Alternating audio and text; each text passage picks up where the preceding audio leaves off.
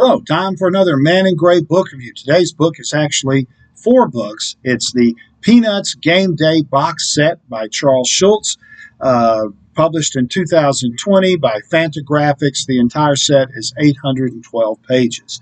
Fantagraphics is a publisher that specializes in reprints of comic strips and graphic novels. And this set contains 4 volumes of Peanuts comic strips by Charles Schulz that are sports oriented.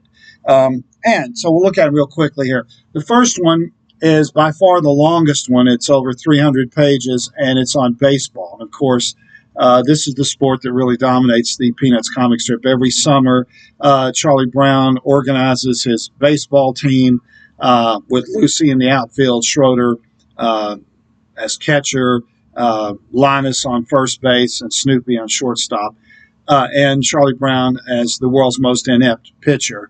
And it's a team that always loses, except every once in a while they do win a game. There's a really wonderful storyline here where Charlie Brown gets hit in the head with a line drive and can't play, and then they start winning as long as he's not on the mound. So anyway, all those famous baseball cartoons from Peanuts that you know and love are in here, almost all of them. Okay, so that's the first volume. The second volume is entitled Football and Basketball, although that's kind of a misnomer because there's only about a dozen pages of basketball cartoons. Schulz really didn't do much with basketball. It's kind of hard to do basketball when you got little tiny kids in a comic strip. The vast majority of this is football oriented, and of course the vast majority of the football strips are the famous annual strip he did every August, where Lucy holds the football and Charlie Brown comes running up to kick it, and then she pulls the football away and he lands on his back. This was a tradition. Every August he would draw that strip. He was going to stop. There's a story he told that he was going to stop doing it because he was kind of running out of ideas. But he ran into his old friend Ronald Reagan, who was governor of California at the time, and he said, Reagan told him, "I always look forward every summer or every fall for that strip where Lucy pulls the ball away." And so he felt, well, I can't quit. And so he kept doing it right up till the end of his life. One of his last comic strips was one of these. There is one strip where Charlie Brown actually does try to kick the ball and Lucy doesn't pull it away. What happened is, the storyline is Charlie Brown gets really sick and gets sent to the hospital. And Lucy promises him that if he gets better and gets out of the hospital, she won't pull the ball away. And so he gets out of the hospital, and everybody reminds her, and so everybody's watching to see what's going to happen, and he runs up, and she doesn't pull the ball away, but he's so excited that he kicks too early, and he misses the ball and kicks Lucy's hand. And then, so even when he gets a chance, he still screws it up. So that's the football one. Then we have 2 sports that Schulz actually played and knew a lot about. That's tennis and golf. He was both a tennis player and a golfer. Now, the first 2 volumes focused mainly on Charlie Brown. This one is mostly about Snoopy and Peppermint Patty. Charlie Brown doesn't show up very often in these things.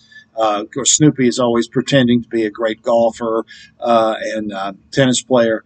The tennis section contains one of the great minor Peanuts characters, a character named Molly Volley, who's like Lucy on steroids. She's an incredibly hyper-aggressive and violent tennis player who's threatening to smash people in the head with her tennis racket, and is always screaming if doesn't go her way. And she teams up with a terrified Snoopy to play mixed doubles.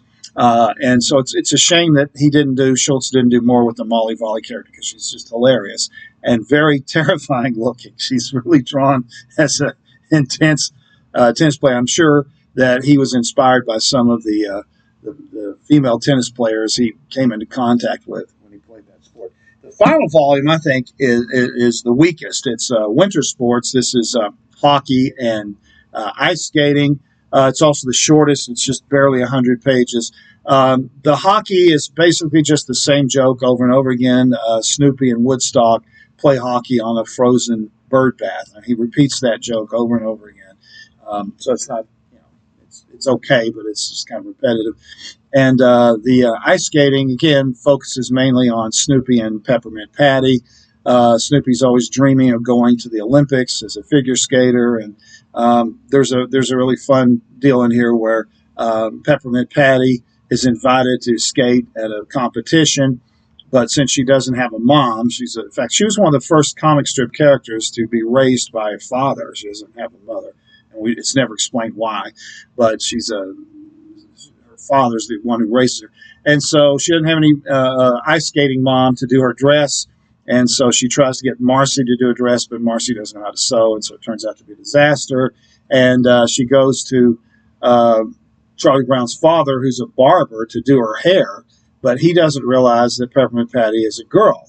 And so he shaves her hair off to look like a boy. So she winds up wearing this gigantic wig to the competition. So that part's funny, but this one I think is the weakest of the four sets. But anyway, the whole thing is really wonderful. If you grew up reading these comic strips as a kid, or you're familiar with the TV shows, you'll really enjoy these sports-oriented. Let me show you the back of the box. There's you've got Violet, and here you've got Charlie Brown and Lucy on the back too. You'll really enjoy this set.